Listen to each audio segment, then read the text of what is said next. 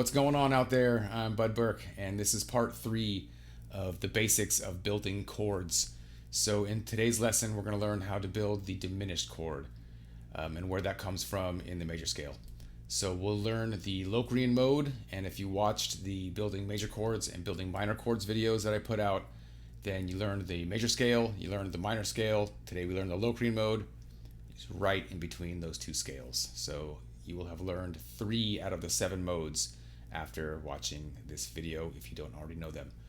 Okay, so we'll learn the formula for building the Locrian mode. We're just kind of tweaking the major scale formula, minor scale formula. We're just tweaking it again, which gives us the Locrian mode formula and also 3 fingerings of that new scale.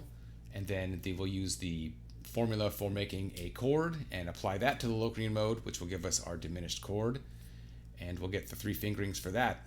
On top of that, I'm going to just touch on the diminished scale. I'll just show it to you, but we're going to focus mainly on the Locrian mode instead. And then also just the intervals that we see that make up this diminished chord. All right, well, let's get straight to it.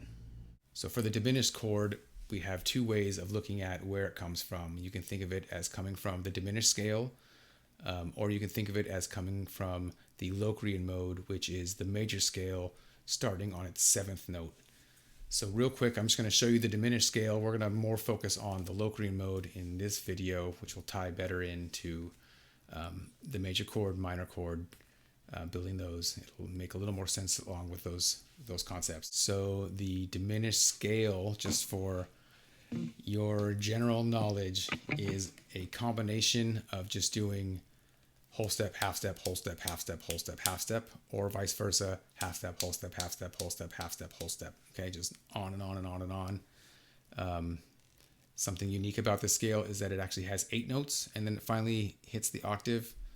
We're going to start this on our A note, so 5th fret of the low E string. So first I'll show you the half step, whole step. Okay, so the way I do this is pointer finger, do a half step, and then my pinky on the 8th fret, so 5, 6, 8, and then I'm just going to slide up 1 and hit the 9th fret. So I'm doing 4 notes on every string for this scale. Okay, so 5, 6, 8, up to 9 with the same finger. And then we'll do the same pattern on the A string, except starting on the 6th fret. 6, 7, 9, 10. Okay, and that's technically all the notes of the scale. And then you're at the octave there. But you can just endlessly do it up your strings. And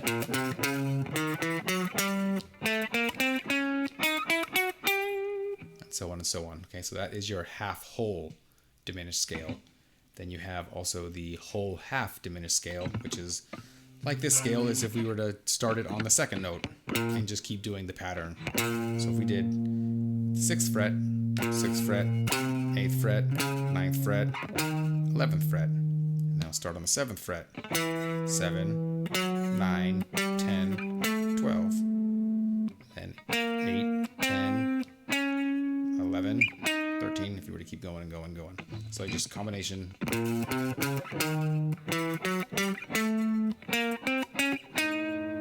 And there is your whole half version of that scale. All right, so moving on to the Locrian mode. So this scale is the major scale starting and ending on its 7th note. So if I was to show you your A major scale, 1, 2, 3, 4, 5, 6, 7. So if we kept playing that scale, but starting and ending on this note, that's going to be our Locrian mode.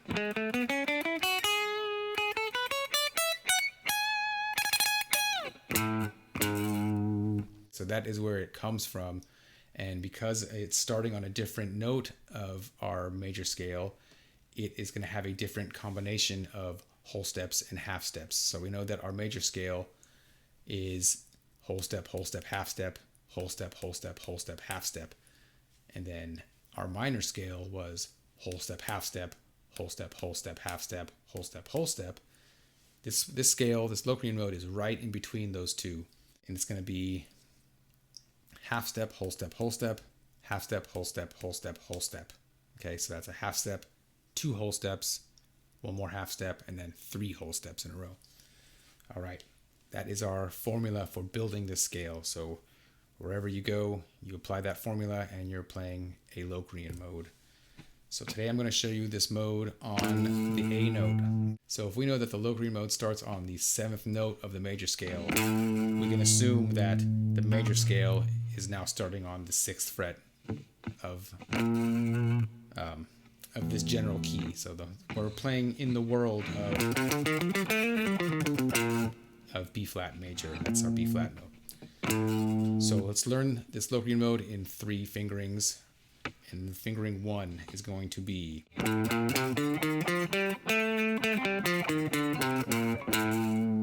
okay. So on fingering 1, just like the fingering 1s of the building major chords and minor chords videos, fingering 1 is going to have 3 notes on the low E string, 3 notes on the A string, 2 notes on the D string. Let's do fingering 2. 2 notes on the low E, 2 notes on the low E string, 3 notes on the A string, 3 notes on the D string. Okay, going on to fingering 3. 1 note on the low E string, 3 notes on the A and D string, and then 1 note on the G string. Fingering 3. Fingering 2. Fingering 1.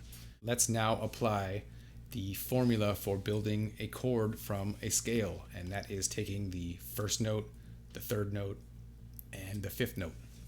So let's do this to fingering 1. So we got our 5th fret.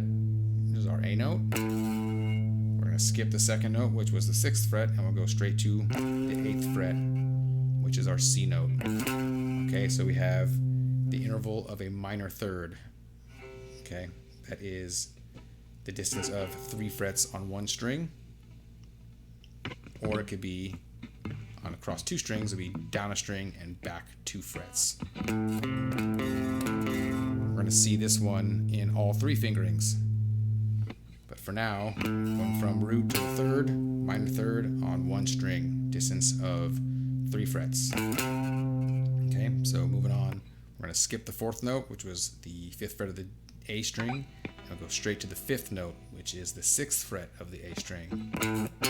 And there is our 2-string minor third.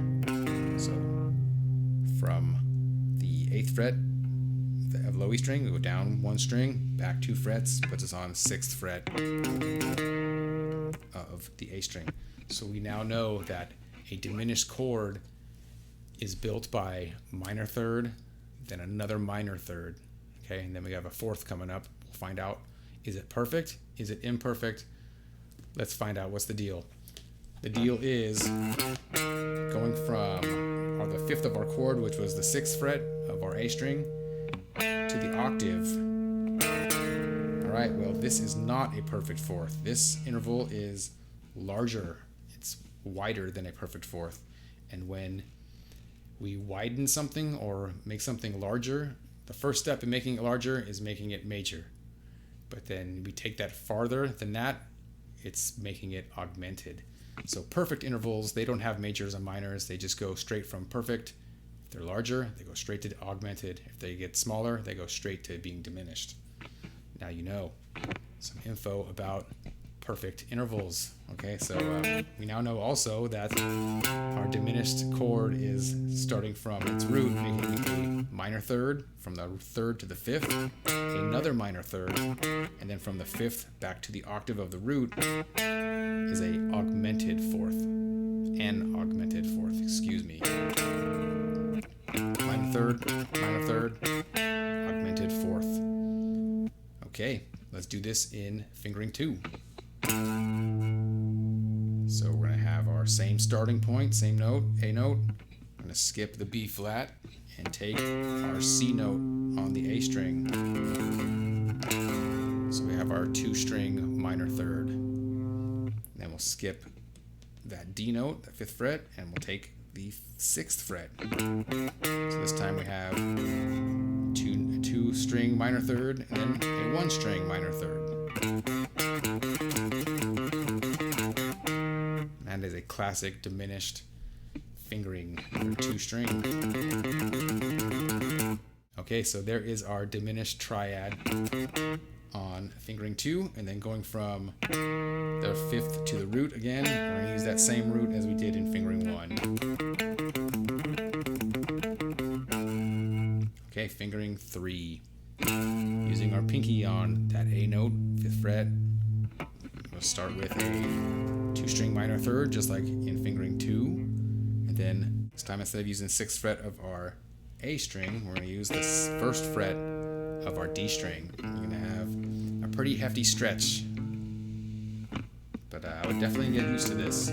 This should not be hard. If it is hard, then you gotta practice getting your finger stretching.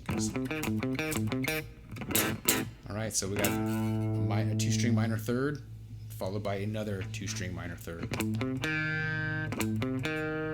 Okay, and then going from the 5th to the root on this one. So we see that augmented 4th is down a string, up 1 fret. Okay, so the characteristics of our diminished chord, this is all in comparison to a major chord or a minor chord, is that we have a root and then a flat third and then a flat 5th. So in our Locrian mode, that flat third and flat 5th, they already exist. So you can think of it in the Locrian mode, it's just using the 1st note, the 3rd note, and the 5th note. But when you compare it to a major chord or a minor chord, and then you start seeing that it's got a flat third in comparison to the major. There'd be where the major is, we flat that note, take it down by 1, and there is now a flat third. And then the 5th, the regular 5th for our major chords and our minor chords is right there. In this case is an E note, but in our diminished chord, it's an E flat note, so we're flatting it by 1. And it's the 5th of the chord, so it's now called a flat 5. And there is how you build your diminished arpeggios and chords. So thanks for watching this video. I hope you learned a lot. I hope this all sinks in and you absorb all the information like a sponge, and you can use it in your playing somewhere, somehow. Until the next lesson and video, take it easy and keep on jamming.